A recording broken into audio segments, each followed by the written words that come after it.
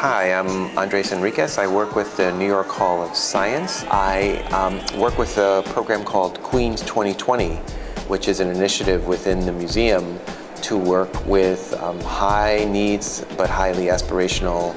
parents and their children who are first-generation immigrants, and working with them to build a STEM pipeline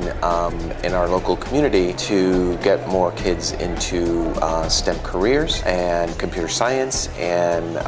college and career ready. I'm passionate about what I'm doing because of the work of this country that's done so well with immigrants in the past. And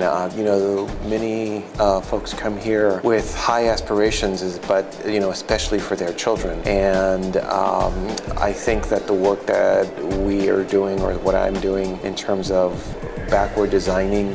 the workforce and what the workforce needs, and trying to diversify the workforce through STEM with the community members that I have access to, is a really excellent goal, and it's something I'm very, very passionate about. And I'm looking forward to trying to achieve that goal in the next 10 to 15 years. Well, after the last discussion, it seems that that there's lots and lots of potential to do lots of very good and interesting work with computer science and thinking about computational thinking, as well as making, as well as computer science, and blended in a way. But I also understand that it's going to be complicated, and we need to think about issues of equity and diversity, and how do we get at that, and how do we build the kind of future for our young people that's going to make a difference, but how do we actually do that well with schools that are complicated and complex, and how do we do that within communities that are have their own complexities,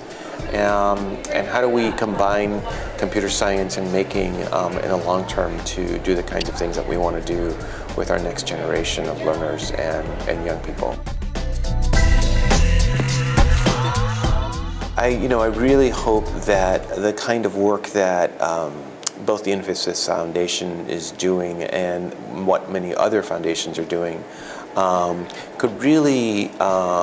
reach not just academic communities, but also communities that are working in a very simple way with museums, but also in after-school programs and boys and girls clubs,